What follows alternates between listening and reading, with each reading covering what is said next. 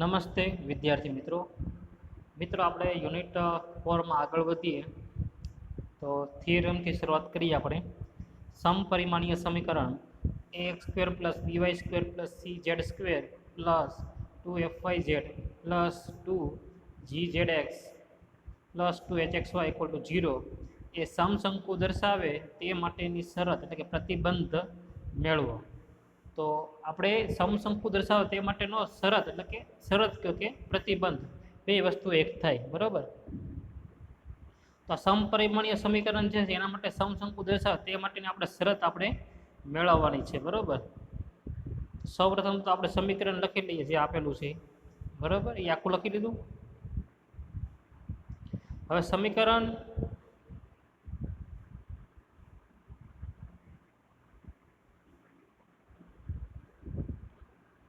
અને સમીકરણ 1 આપો।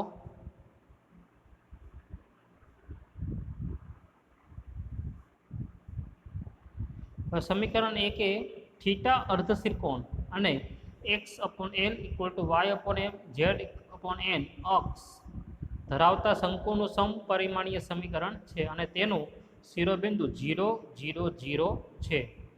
પરંતુ 0, 0, 0 શિરોબિંદુ અને અર્ધશિરકોણ થીટા અને x/l = y/m = z/n અક્ષ વાળા સમશંકુનું સમીકરણ શું છે? આપણે અગાઉ થિયરીમાં આવી ગયેલું છે કે ભાઈ 0, 0 શિરોબિંદુ અર્ધશિરકોણ થીટા હોય અને અક્ષ કઈ હોય x/l = y/m z/n અક્ષવાળા સમશંકુનું સમીકરણ આપણે હમણાં જ જોયું તો શું છે? x² + y² + z² * l² + n² + n² * cos² θ = lx + my + nz² નો હોલ સ્ક્વેર। હવે સાદુરૂપ દેવાનું છે। સાદુરૂપ કેવી રીતે દેવાનું છે? આખો કૌંસ આની સાથે ગુણનો વારાફરતી, તો પહેલા x સાથે ગુણાય, પછી y, પછી z સાથે, લાવું મળશે આપણને * cos² θ તો છે જ તે। હવે અહીંયા 3 પદોનું વિસ્તરણ તમે કરો એટલે એનું સૂત્ર પ્રમાણે કેટલા પદ આવશે? 6 પદ આવે। તો સૂત્ર કયું હતું? આપણું a + b + c whole square, a² + b² + c² + 2ab + 2bc + 2ac આ સૂત્રનો આપણે યુઝ કરવાનો છે। તો એ સૂત્રનો આપણે યુઝ કરીએ એટલે આપણને આવું આખું એક વિસ્તરણ મળશે।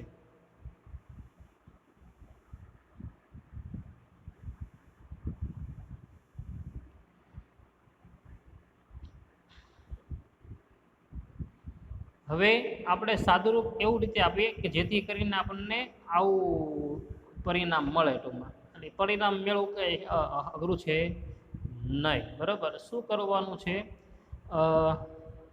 પહેલાં x² કોમન નીકળે એમ કરવાનું છે, પછી y² અને પછી z², એવી રીતે પદોની ગોઠવણ કરવાની છે। બાકીના બધા 2mn, nl અને lm વાળા પદ વધશે। અને સમીકરણ 2 આપો। સમીકરણો 1 અને 2 એક જ સમશંકુ દર્શાવે છે।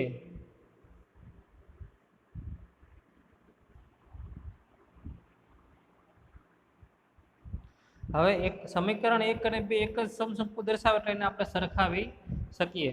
સપોઝ હવે આપણે સમીકરણ 1 હતું એ શું હતું? ax² + by² + cz² પ્લસ એવું આગળ બધા પદ હતા બરાબર। અને સમીકરણ 2 શું હતું? તમને ખબર હમણાં જ ઉપર આપણે જોયું, l² - l² + m² + n² cos² θ કૌંસની બહાર પછી શું હતું? x²। આ પહેલું પદ, આગળ બીજા બાકીના પદ બધા હતા। તો હવે આપણે શું કરવાનું છે મિત્રો? અહીંયા x² નો સહગુણક શું છે? a। અહીંયા x² નો સમીકરણ 2 માં સહગુણક શું છે? આખો આ દબાચો બરાબર। તો એ બેનો આપણે શું લેવાનો છે? ગુણોત્તર આપણે લેવાનો છે। તો ગુણોત્તર તમે લ્યો એટલે આવું મળશે આપણને, l² - કૌંસમાં l² + m² + n² * cos² θ / a। એવી રીતે બીજા માટે જો તો m² - l² + m² + n² * cos² θ / b। એવી રીતે c માટે।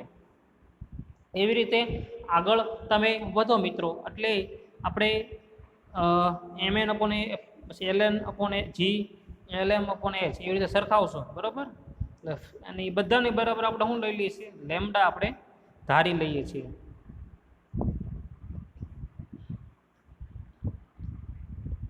હવે શું કરવાનું છે ખાસ ધ્યાન રાખજો. હવે આ પદ અને એને લેમ્ડા સાથે તમે સરખાવો તો આ છેદમાં જે એ છે આની સાથે ગુણા એટલે શું આવે? એ લેમ્ડા થાય. એટલે જો અહીંયા આપણે લખેલું જ છે એ લેમ્ડા થયું. હવે એમાંથી તમે કરતા બનાવો કોને? L² + M² + N² into cos square તમે કરતા બનાવો એટલે શું આવશે? L² - a લેમ્ડા બરોબર. એટલે શું મળ્યું આપણને? L² - a lambda. બધા પદમાં કોમન શું આવે છે? આટલી વસ્તુ તો શું આવે છે? કોમન. એટલે એ મેં એકવાર જ લખેલું છે. હવે બીજા પદમાં શું આવશે? M² - b લેમ્ડા આવે અને ત્રીજામાં શું આવે? N² - c lambda. એને સ્ટાર કહી દો સમીકરણને. હવે આગળ વધો તો હવે Mn/f ને લેમ્ડા સાથે તમે સરખાવો, પછી Ln/g ને સરખાવો અને Lm/h ને સરખાવો વારાફરતી. તો પહેલાં આપણે Mn/f બરાબર લેમ્ડા એને સરખાવીએ આપણે. હવે જો અહીંયા અંશ આપણે છે ને L, M અને N ની પેર બનાવવાની છે. તો જે ઘટતું હોય ને LMNમાં એની વડે ગુણવાનું અને એની વડે શું કરવાનું છે? આપણે ભાંગવાનું છે.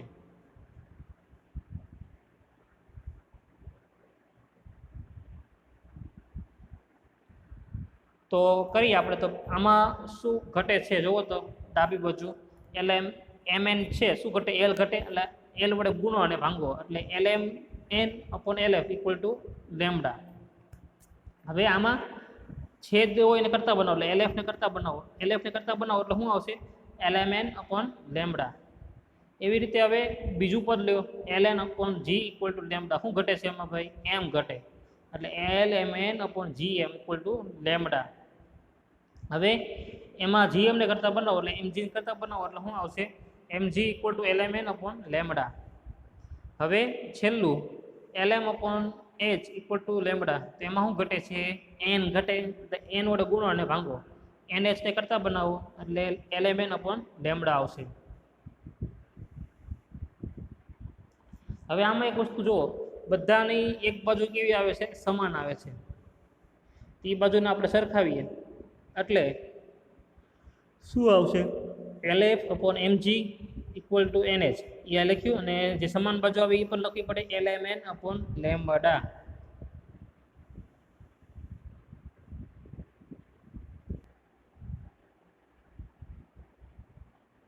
હવે આગળ વધીએ તો હવે છે ને કિંમત મૂકવાની છે આપણે. તો એ સમીકરણ જે સ્ટાર છે એની ઉપર ધ્યાન આપજો. L² - a લેમ્ડા છે. તો L² as it is - a પણ as it is a lambda. Lambda એટલે આપણે શું મૂકશું? કિંમત Mn/f એટલે મૂક્યું. પછી અહીંયા શું છે? M² - b lambda. તો M² - b લેમ્ડા એટલે શું મૂકશું હવે? Ln/g. છેલ્લામાં જુઓ તો N² - c લેમ્ડા. તો N² as it is - c પણ એમનો. અને લેમ્ડા એટલે Lm/h કિંમત અહીંયા મૂકી.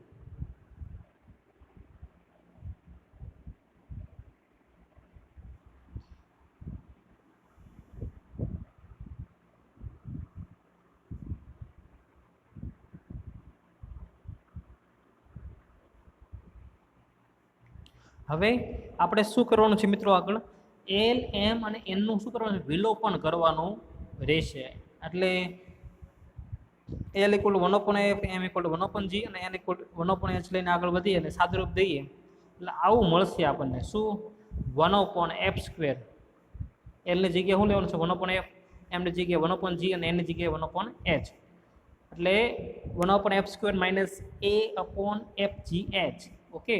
પછી 1/g² - b/ghf અને 1/h² - c/hgf. હવે સાદુરૂપ દેવાનું છે. લસા લ્યો. લસા શું આવશે? f²gh આવે. અહીંયા શું ગુણાશે? કાંઈ ન હોય તો gh તો ગુણાય જ તે. અને અહીંયા શું ગુણાશે? f એક ગુણાય બરાબર, કારણ કે f² છે. એટલે gh - f(h)(f²gh). એ જ મેથડથી આગળ અહીંયા તમે કરો એટલે આ વસ્તુ આપણને મળશે. હવે શું કરવાનું છે મિત્રો? આમાંથી કોમન શું નીકળશે? છેદમાંથી fgh કોમન નીકળે. Okay, done. તો અહીંયા શું વધે? છેદમાં f વધે, અહીંયા g વધે અને અહીંયા શું વધે? h. ફાઇનલી હવે આપણા માટે જે વસ્તુ છે એ આ જે કાઉન્સમાં એવું છે એ આપણા માટે મહત્વનું છે, એને આપણે કન્સિડર કરીશું. તો GH આખાને આપણે કન્સિડર કરીએ એટલે GH minus AF upon HF minus BG upon GFG minus CH upon H. તો જે સમપરિમાણીય સમશંકુ દર્શાવે છે તે માટેનું છે શરત છે, જે આપણે શરત ગોતવાની એ જ તે આ શરત છે, એનો ઉપયોગ દાખલામાં પણ આવશે.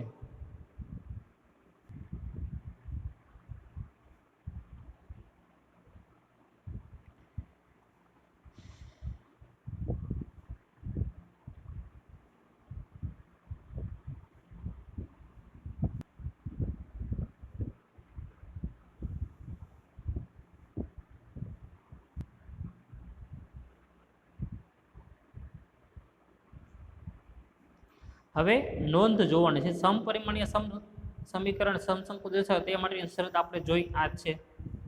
હવે અક્ષ માટે દાખલામાં આપણને સમશંકુ દર્શાવે તે માટેની શરત આપણને ખ્યાલ આવી ગઈ, બરાબર. હવે અક્ષ માટેનું પરિણામ શું છે? fx equal to gy equal to hz.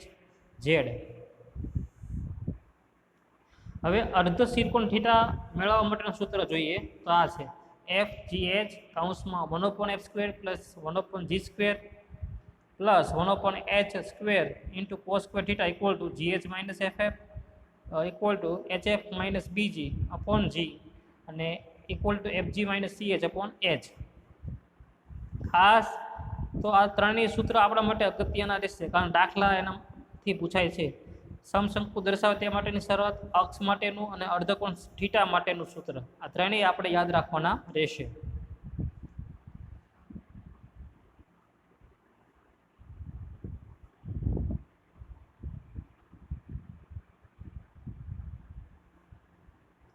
હવે આપણે થિયરી પછી એનો આપણે દાખલો લઈએ. xy plus yz plus zx equal to 0 સમીકરણ સમશંકુ દર્શાવે છે કે નહીં તપાસો. અક્ષ અને અર્ધ શિરકોણ મેળવો. તો સૌપ્રથમ સમીકરણ લખો xy plus yz plus zx equal to 0. આપેલ સમીકરણને વ્યાપક સ્વરૂપ સાથે સરખાવતા a equal to 0, b equal to 0 અને c ઇક્વલ ટુ 0. અહીંયા વ્યાપક સ્વરૂપ એટલે શું છે? શંકુનું સમીકરણ જે છે શંકુનું તેની સાથે આપણે સરખાવવાનું છે, એટલે abc આપણને મળશે. હવે એની બીજી વાત આપણે 2h એટલે શું આવે છે? 1 આવે છે, એટલે h ઇક્વલ ટુ શું મળે? 1/2. 2f એટલે શું મળે છે? 1, એટલે f ઇક્વલ ટુ શું મળે? 1/2. 2g શું મળે છે આપણને? 1, તો g ઇક્વલ ટુ શું મળશે આપણને? 1/2. સમશંકુ દર્શાવે તે માટેની શરતના જે ત્રણ પદ છે ને આપણે એમાં કિંમતો મૂકી આપણે. તો પહેલું જે પદ છે gh માઇનસ fa અપોન fમાં કિંમત મૂકો. gh fની કિંમત મૂક્યા બાદ સાદુરૂપ દો. સાદુરૂપ તમે આપો એટલે 1/2 આવશે. બીજામાં કિંમત મૂકો એટલે કેટલું આવશે? 1/2. ત્રીજામાં મૂકો એટલે 1/2 આવશે. તો બધાનો આન્સર આપણને કેવો મળે છે મિત્રો? જો અહીંયા 2 1/2 1/2 તો બધાનો આન્સર સમાન મળે છે, એટલે સમીકરણ કેવું હશે? સમશંકુ દર્શાવે છે. હવે આપણે શું ગોતવાનું છે? અક્ષ અને અર્ધ શિરકોણ પણ આપણે મેળવવાનું કીધું છે આપણને. તો આપેલ સમીકરણ માટે સમશંકુ દર્શાવે છે. હવે અક્ષ માટેનું સૂત્ર શું છે? fx equal to gy equal to hz. તો એમાં fgh ની કિંમત મૂકો. fgh ની કિંમત મૂકો એટલે 1/2 છે. વધેથી છેદમાં જે 2 છે કેન્સલ થઈ જાય, વધે ખાલી x equal to y equal to z, જે માગેલ અક્ષ છે. હવે આપણે શું કરવાનું છે?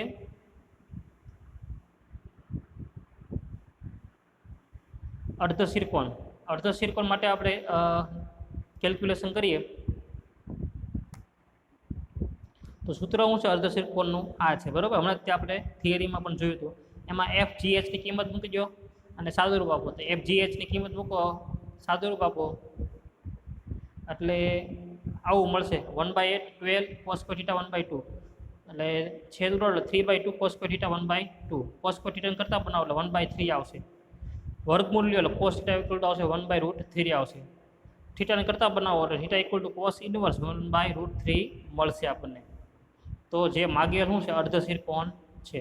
તો આવી રીતે સમશંકુ દર્શાવે તે જે અક્ષ અને અર્ધ શિરકોણનો આપણે દાખલો જોયો. આની જે બીજા દાખલા પણ તમે જાતે ગણી શકશો.